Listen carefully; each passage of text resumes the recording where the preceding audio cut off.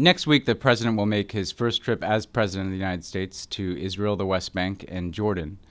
On this trip, it'll be an important opportunity for him at the beginning of his new term to meet with the new Israeli government that was just formed to discuss a range of issues that we cooperate on, as well as to speak directly to the Israeli people.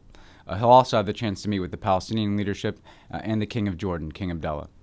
When we get to Israel on Wednesday, the president will have meetings with both President Perez and Prime Minister Netanyahu, who he'll have dinner with, and he'll be able to discuss a range of issues, including the peace process, issues like Syria, Iran, where we're cooperating very closely with the Israelis. Then the next day, on Thursday, the president will have a chance to visit the Israeli Museum, where he'll see the Dead Sea Scrolls as well as an exposition of Israeli technological and innovation, which speaks to the future of Israel and the enormous economic progress that they're making there. Then he'll go to Ramallah, where he'll meet with President Abbas of the Palestinian Authority and reaffirm our support for both Palestinian aspirations for a two-state solution, but also the important institution building that the Palestinian Authority is doing on the West Bank.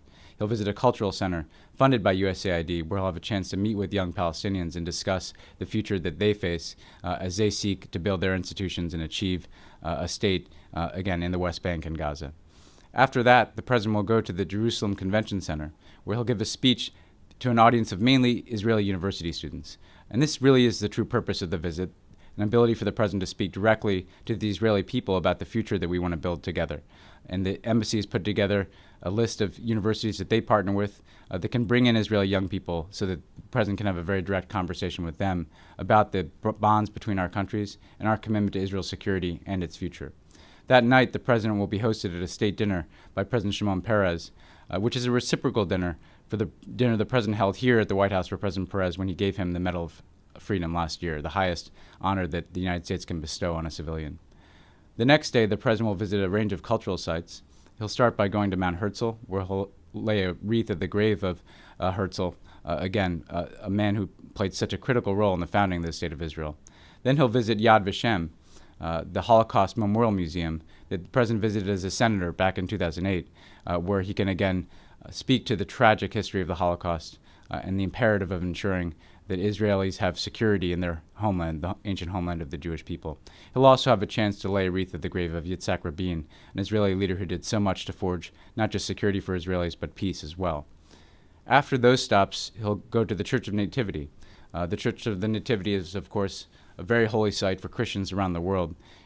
In Bethlehem, it speaks to the birthplace of Jesus and the ancient connections that Christians have in that part of the world.